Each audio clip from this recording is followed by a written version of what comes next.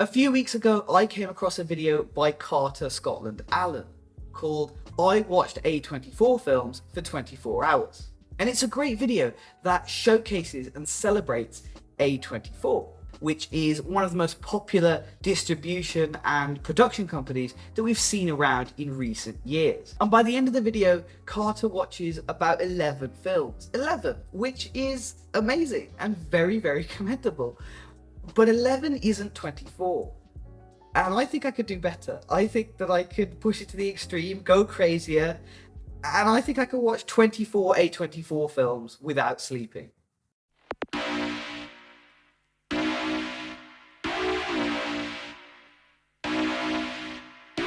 been fucking models. I've been popping bottles all night. Playboy in the grotto. Put it on your face, boy. Alright. I've been fucking models. I've been popping bottles all night.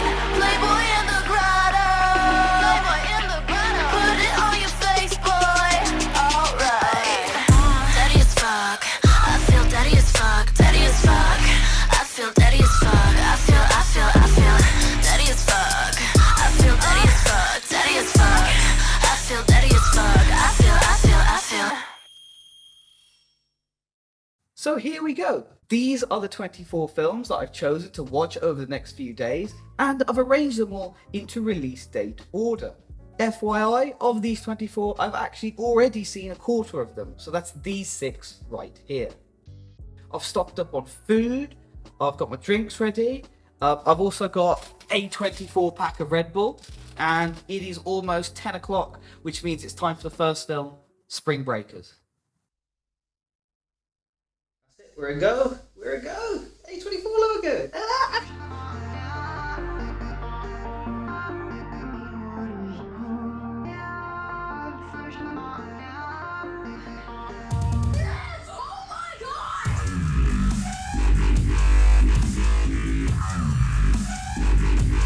No. Pink up Nazi. Well.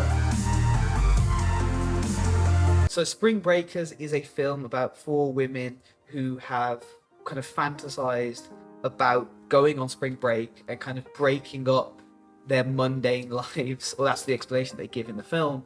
You know, they want to get away, they want to do something different, and they want to go to spring break to do it. Without giving away too many things from the film, a lot of it seems fine until they obviously go to jail and have to be bailed out by James Franco, who I'm guessing the whole time is playing James Franco. He's obviously the one that leads them down this dark path. I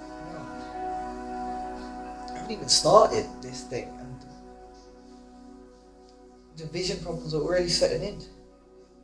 I'm on film 1. Flipping out.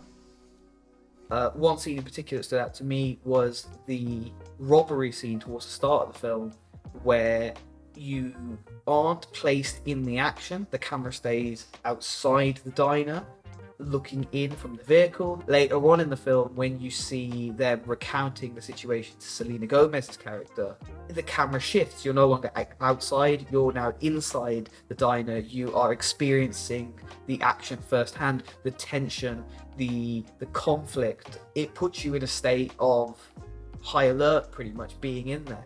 I know it is a cult classic, but I don't know how high I can rate it, because I felt it to be quite simplistic, both in story and execution. If you want to use this currently, in my opinion, padded runtime out, again, develop the characters a bit more, get me into that. I don't want to hear James Franco just poems 24/7, just talking about spring break. And I don't want to hear him say spring break anymore, because I will kill someone. Spring break. I'm just on the edge. This is the first film and I'm already on the edge because James Franco's driven me to that point. It is a cult classic. I know I'm going to catch some enemies for this, but I think the film was okay. I don't think I'm going to watch it again. I'm going to give it 2.5 stars. And yeah. Dreams, I see your face. It's all I need you, baby. Tune, absolute. I haven't heard that in ages, man. That's. Next up is Enemy with Jake Gyllenhaal.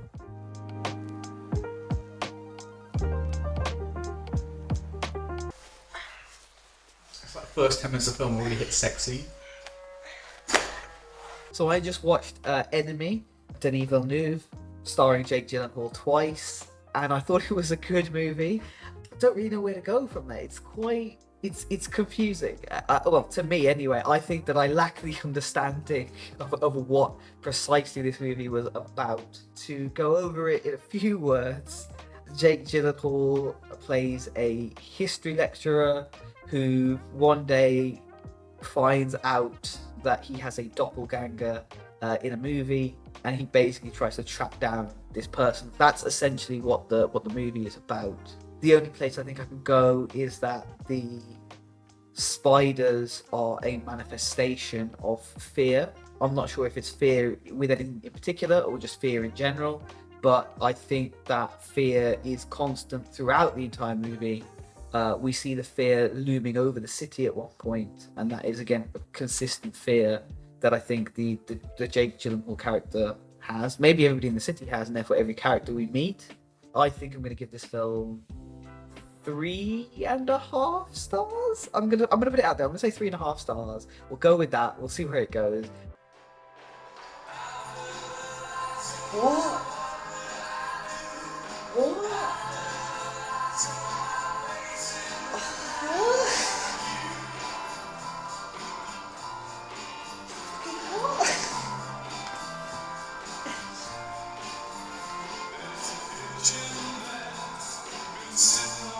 Based on a novel. Does the novel make more sense? On to the next film, which is Ex Machina.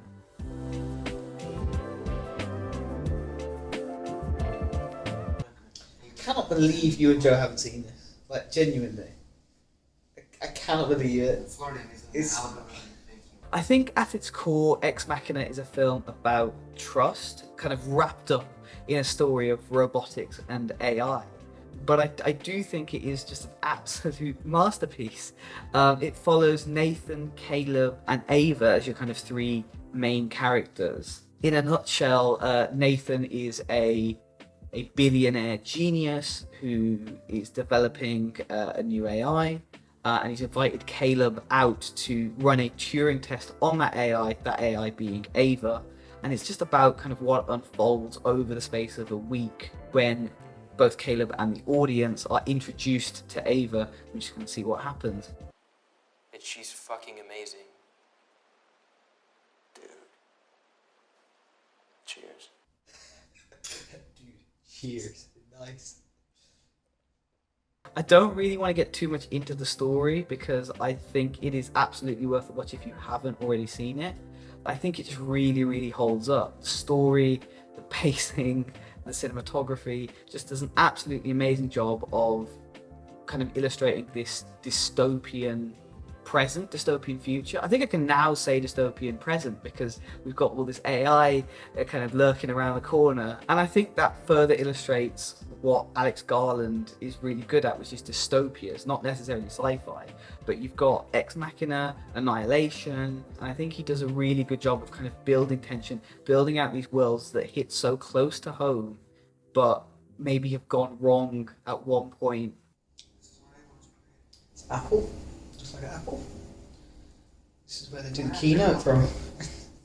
Hitting on cinematography a little bit, I saw a YouTube video fairly recently that speaks a lot about the camera placement throughout this movie. And again, I think the movie looks absolutely amazing. I think the setting is perfect for where this takes place, and the camera is used very expertly to showcase people's emotions and positions and power dynamics within the movie. And again, referring back to this YouTube video, which I will link in the description, it's evident how the placement of the camera during the Ava sessions, for example, show and illustrate specifically who is in charge, who's leading the session, who has power in that instance. And it's something that I was able to look out for this time and really heighten the movie.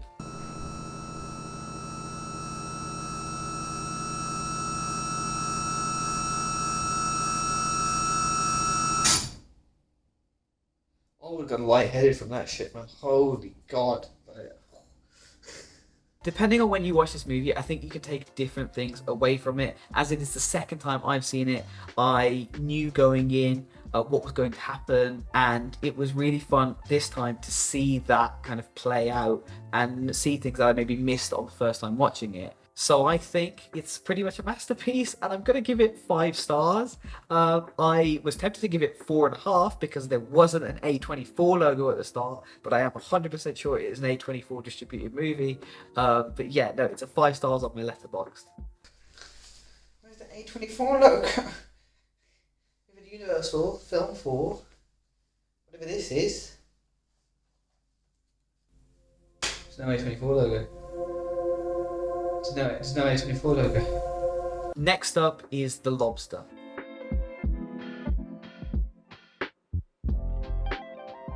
It's almost been 9 hours since I started this, which is crazy. 4 films down, I am starting to feel a bit fatigued. I didn't expect to be feeling fatigued this quickly, but I've already started yawning a couple of times. Are you enjoying the view? And it's not because the films are boring, it's because I'm an idiot. This is a terrible angle. This is a terrible angle. The Lobster is about a dystopian society where, I'm reading it off the screen, single people must find a mate within 25 days or be transformed into an animal of their choice, and we essentially follow Colin Farrell along the whole time. I thought the cinematography was done very well. Not exactly Wes Anderson-esque, obviously, because it's not Wes Anderson, but there were definitely some static shots where everything was composed in a very specific and symmetrical way. That was very enjoyable. Just this shot alone looks Wes Anderson-esque. Animal he turned her into, but I thought the humour was very good as well. I always enjoy Colin Farrell being funny, Gentleman and In Bruges, so that's always a win. Just everybody involved, really. I thought Olivia Colman was great, Léa Seydoux, Rachel Weisz. I actually couldn't figure out that it was Rachel Weisz narrating for most of the film, which is just I'm just dumb. he didn't burst into tears, and he didn't think that the first thing most people do when they realise someone doesn't love them anymore is cry. No, I'm sorry, what? Why not? But no, overall it's a good film, and I think I'm going to rate it 4 stars, which is an absolute win for Lanthimos, I think.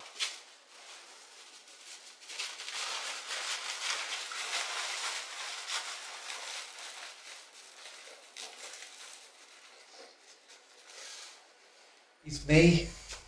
And next up was going to be another movie, but I've just been told that England have made it to the finals of the Euros, so I think I'm going to be watching England versus Spain.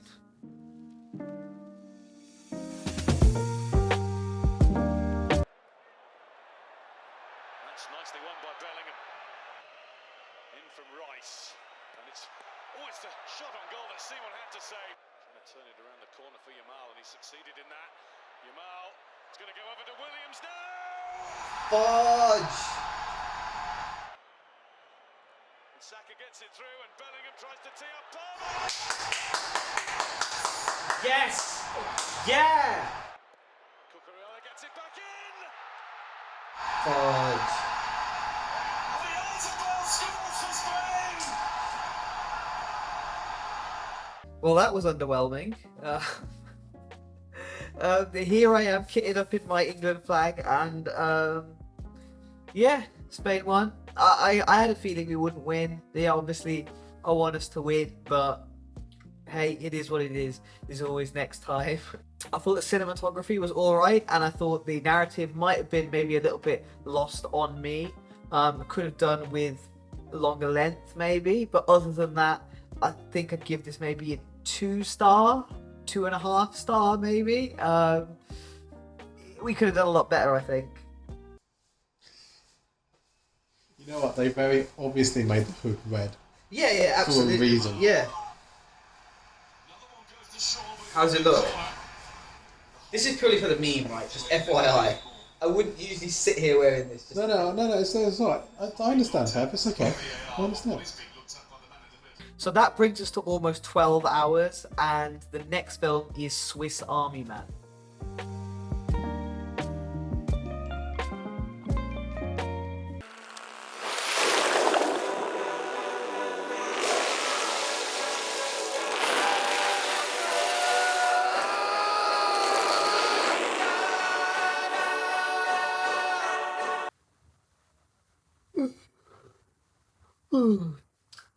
Swiss Army Man is a film by Daniels, and it follows Hank and Manny through their journey back to civilization, essentially. Hank finds himself on a deserted island, or that's what we're led to believe, and Manny washes up onshore as a Swiss Army Man to kind of get him out of that situation. And there's obviously a great message behind the movie, and it, to me, basically symbolizes depression, helping yourself out of certain situations and kind of realizing why you are where you are.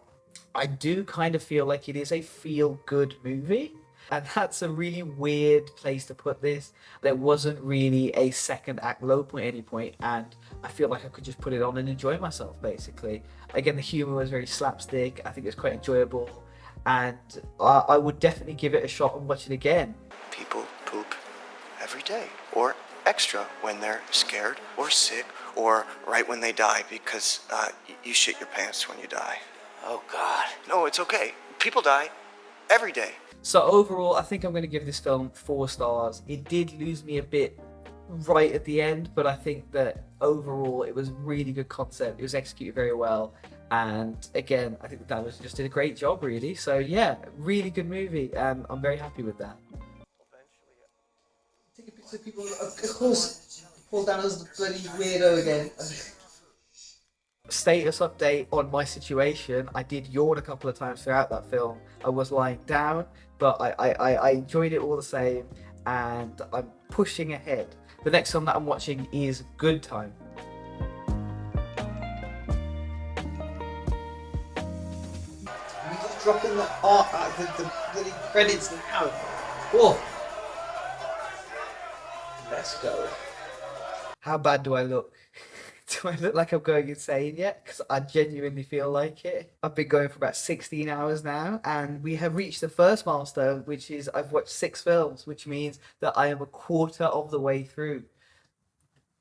Marking the milestone was, of course, the film Good Time. It essentially follows Robert Pattinson's character, or Connie, as he essentially tries to help his brother. And it takes place basically over the course of one night, pretty much. But it was a heist thriller, and to me it felt, and I might be way off base with this, but it felt a lot like After Hours to me, but with a junkie criminal, basically. And it was very enjoyable, to be honest. I am a enjoyer of heist films, I'm an enjoyer of thriller films, so this worked very well for me. I adore Robert Pattinson. I think that it was just a great film. It really, really worked for me.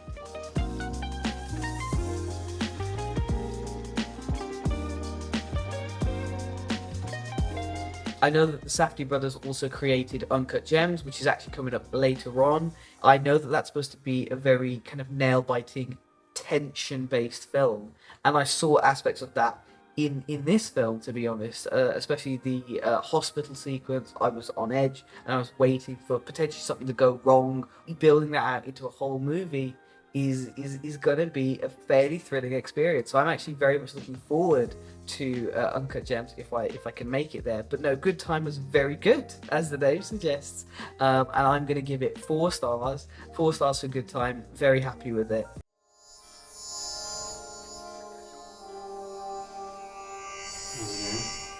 I'm struggling. I am actually a bit conflicted about Spring Breakers. I think on reflection I might have been a bit too harsh with it. I did give it 2.5 stars, and I think now it probably does deserve 3 stars. I don't think it deserves to be kicked down as hard as I did. I think I probably just wasn't feeling it at the time, but again, thinking back, I think I'm going to boost it up retroactively to 3 stars. So yeah, Spring Breakers is 3 stars, Good Time is 4 stars, and the next film in our list is Killing of a Sacred Deer.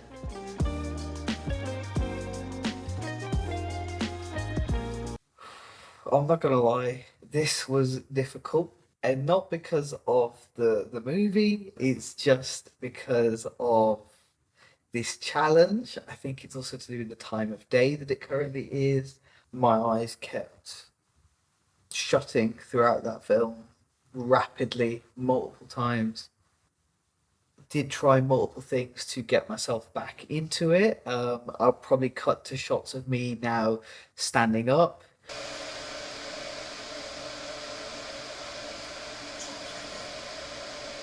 Doing sit-ups.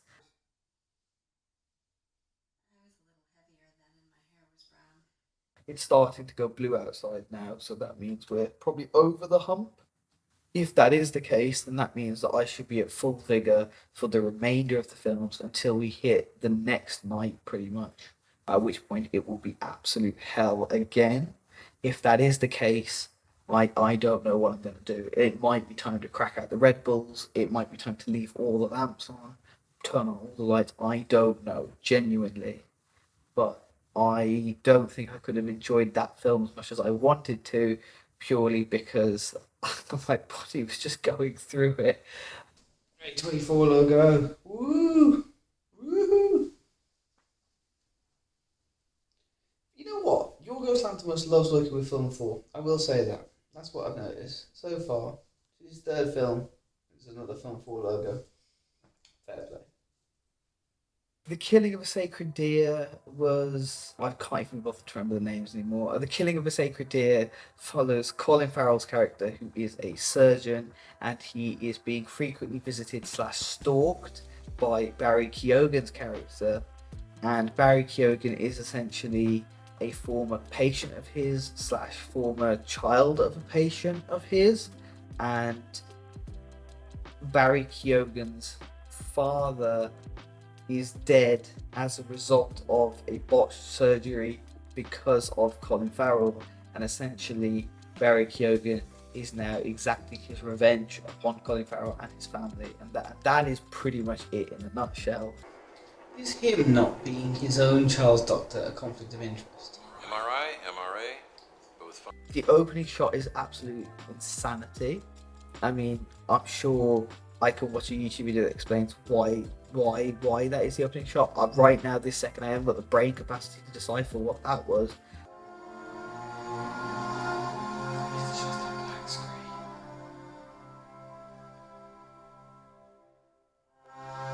Oh. Holy shit. One observation from me would be with regards to cinematography, and it's something that I've seen to be fairly consistent across Yorgos's films. I'm going to have to look up, by the way, if the director of photography for all of his films are the same, because it very much could be. There's definitely shots in The Lobster that I found to be Wes Anderson-esque, both in composition and styling, and that carried across again to here with the layout of the hospital and certain shots where the camera was tracking backwards. Overall, I think I'd give this film 4 stars, and that is genuinely really annoying, because it now means that the past 4 films that I've watched in this massive marathon have all been 4 stars. And I don't know what to do with myself, because are they 4 stars? Has my brain got fried? I think that some of these will change on a rewatch. I don't know. But right now, they're hitting me like a 4-star film. I'm giving them 4 stars. Here we go. No, he's not hungry. What do you mean he's not hungry? He's not hungry.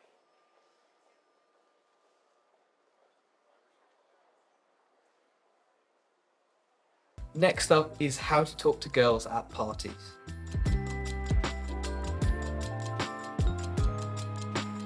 Will eventually turn bacteria into human beings. Bro, have I got to watch shit Riz for an hour? So I just watched How to Talk to Girls at Parties, and obviously I was going to use this as a step-by-step instruction guide, but it seems like step 1 is find a house full of aliens, and I'm already stuck at that point. So didn't work. Therefore, as a how-to guide, it's basically 0 stars. It follows the character N, who goes to a house party with his mates, and it basically turns out that the whole house is full of aliens, and various hijinks ensue from there. I manifested him perfectly. Yo. Again. But no, How to Talk to Girls at Parties takes place in like 1977 in Croydon, of all places, and it's a coming-of-age story. It tries to incorporate elements of punk and rebellion and responsibility, and it just seems like a massive mishmash of ideas that ends off looking like, in my opinion, a cheap TV movie. It's definitely not something I would watch again. I thought the visuals weren't all that. I thought the storyline was very basic. I've seen a lot of things do a similar concept a lot better. I already hate this. Oh, I hate this film. Ultimately, the film didn't really gel with me. I thought a lot of the actor choices were very weird and funny. Is that the principal from G in the House? Yo, what? That's definitely the dude from Sherlock. Like Sherlock season 3 and 4, I swear to God, Wiggy, or whatever his name is. Is she the one from Thick of It? Just you. And that basically in my head just made the whole thing quite funny. Overall, I think I have to give How to Talk to Girls at Parties about 2 stars, which does actually break up the streak of 4 stars that we've been on, so maybe that's a good thing. But yeah, 2 stars for this film. Just to do the third nickel.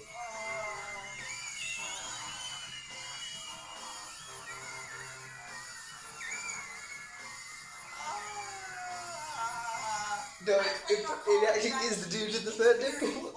This is unprecedented. Next up is Ladybird.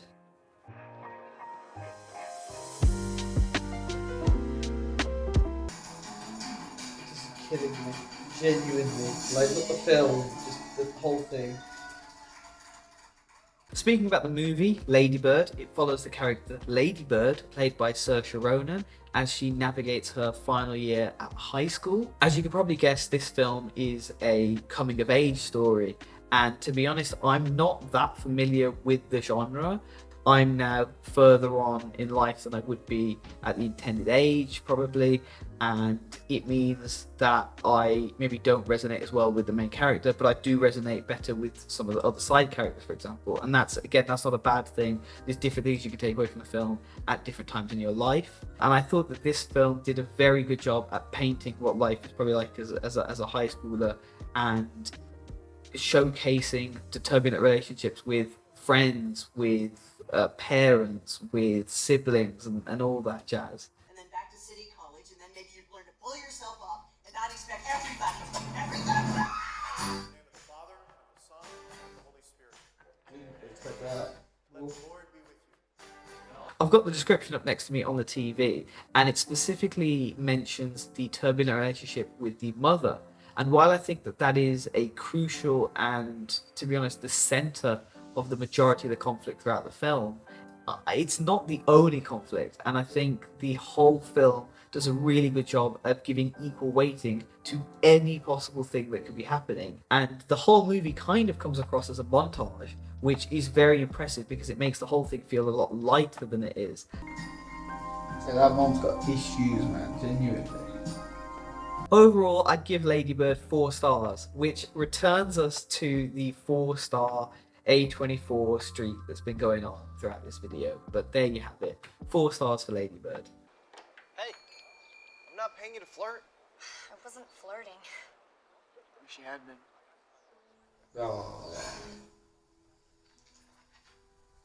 Ah. And that puts us on to the next film, which is Hereditary. Help me God.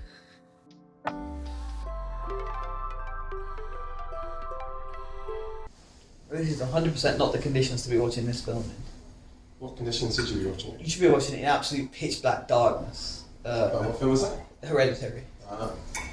So I've just seen Hereditary, and this is the second time that I've seen it. It is a horror movie by Ari Aster, and it is one of the best horror movies in recent years, to be honest.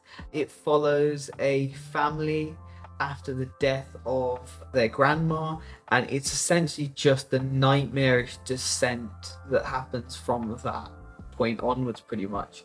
I'm genuinely on edge thinking about this movie. Like, I've already seen it, but like, alright, you know?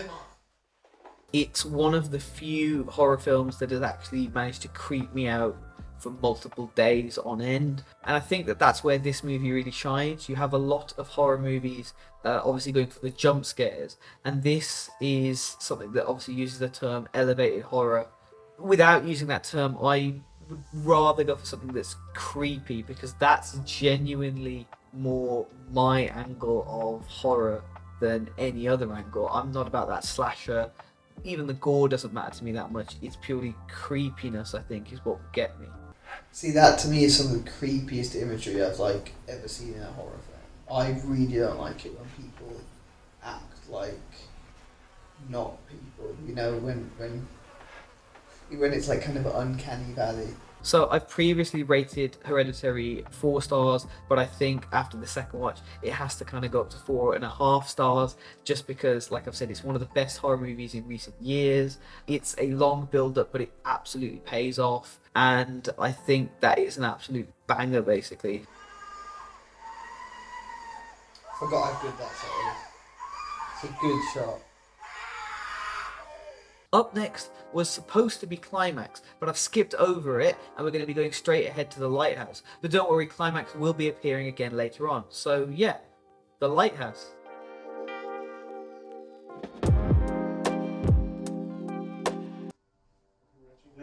The Lighthouse. What was this? Number 11. It's you know what's pissing me off? That I'm not past the halfway point yet. Like, I should be past the halfway point. I'm genuinely pissed off.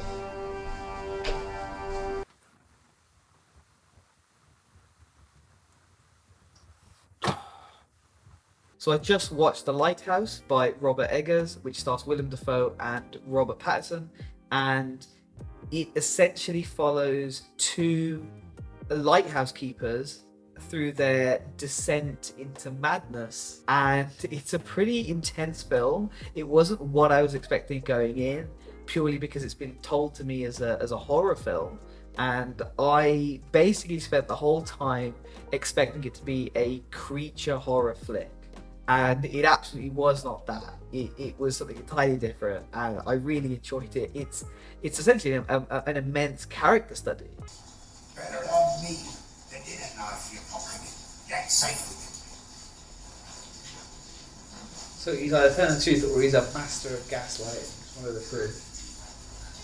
Stylistically, I think the film works really, really well. The aspect ratio and the black and white colour palette really help the story to shine, give it the correct kind of vibe and place, and really set the tone for the whole film. You're drawn in a lot easier because of the way it looks. It's not just a gimmick, it actually uses it to its full advantage. That's some good imagery, I like that. I think overall I would give The Lighthouse 4 stars at this point in time. I do believe that it is a way better movie than the 4-star rating I've given it. I think it is closer to a 4.5, maybe even a 5-star. The only reason I'm giving it a 4-star is purely because currently my brain is frazzled and I know some things would have been lost on me, so I'd absolutely love to give it a rewatch. And also, sailor speak and the accents they were using were throwing me off a little bit, and I would love to go back in and again rewatch it, recontextualize everything, and hopefully bump it up to even higher star rating. We were on the brakes. A mutiny it were. Why, ask you why? Went to the deck with none to hold on to. I don't understand how this film's still on. It's a 1 hour 50-minute film. I've been sitting here for 4 hours and I feel like it's got Hereditary. Hereditary started at 10. How long is this film? 1 hour 50. How long left? Probably 10 minutes. Fucking 10 minutes. Where's it? What's happened? The next film is Midsommar.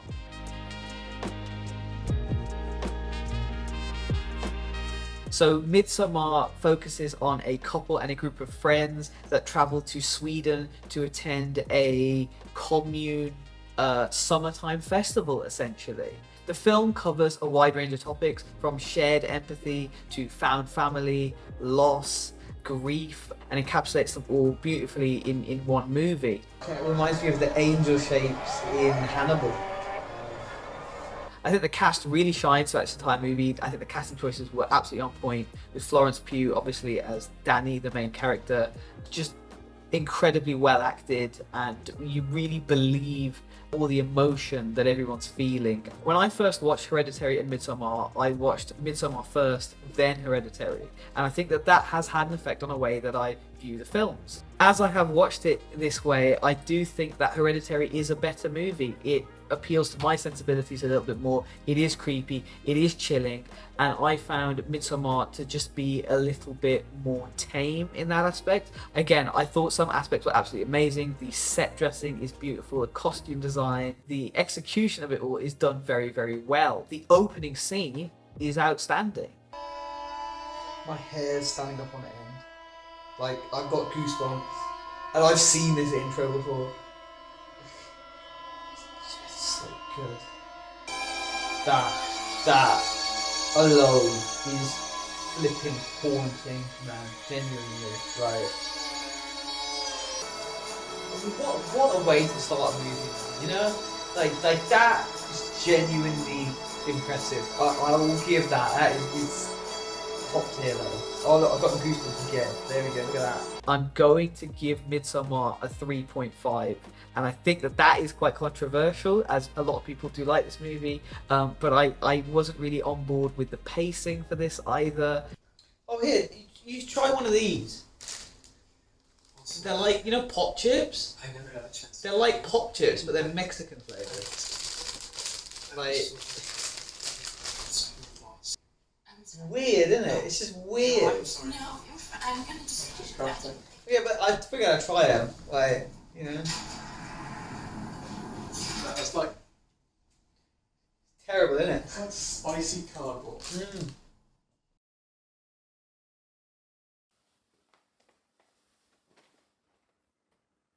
Hello. I'm alright, thank you. How are you? Yeah, I am. I've done 12. I've just done 12, finished 12, yeah.